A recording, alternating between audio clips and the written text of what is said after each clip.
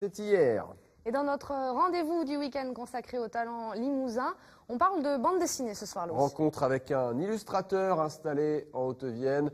Aurélien Morinière s'est lancé avec succès, il y a 13 ans maintenant. Vous allez voir que les choses n'ont pas trop changé. Son portrait est signé Gaël Daragos et Jean-Marie Arnal. Alors là, je suis en train de dessiner le tome de conclusion de la saga Uchronie. Un dessin réaliste et épuré, c'est le style d'Aurélien Morinière.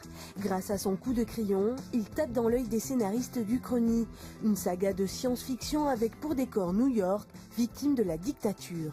Donc je reprends un petit peu ces personnages-là et puis cette atmosphère, mais après je me l'approprie complètement. Il y a New York qui est une base de travail et qui est connue, donc on utilise de la documentation iconographique sur New York et puis on extrapole un peu sur j'extrapole sur un New York qui serait un gigantesque Chinatown en fait.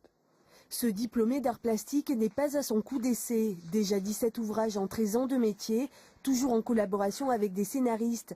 Pour lui, la BD est un art comme les autres. La bande dessinée, c'est un outil incroyable de narration.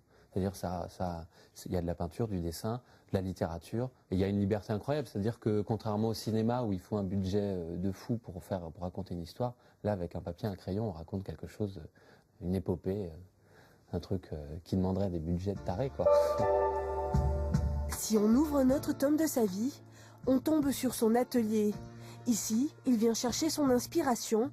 Sur la toile, c'est lâcher prise totale. J'ai besoin de me nourrir autrement, de faire de l'illustration, de faire des choses qui sortent vraiment que de moi. C'est-à-dire que je travaille avec des scénaristes, donc c'est des univers que je m'approprie.